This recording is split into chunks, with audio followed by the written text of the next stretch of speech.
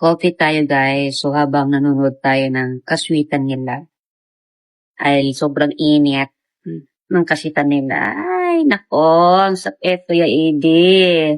Ang sinapit, nangyaring palad. Alexis, kaya mo yan. Kaya mo yan. Yan talagang buhay. Buhay natin mga tomboy dahil naranasan ko rin yan. Diyos ko. Ayan, tapos na sila. Naranasan ko rin yung pinapalad sa lalaki. Pero okay lang. Okay lang sana kung doon siya sa igaganda ang buhay niya. Kaya man yung kinuha niya, pinampalit niya rin. Parang ewan.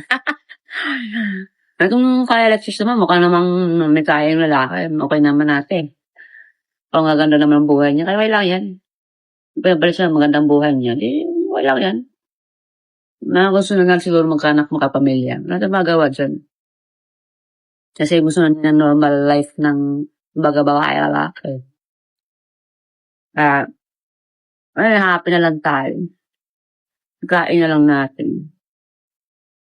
Lilipas din yung sakit. Matagal nga lang. O tingnan, may napaglilibangan siya, kaya kahit paano, hindi siya masyadong nag-iisip. Kasi kung wala kang paglilibangan, lalo ka mag-iisip mo mag-iisip.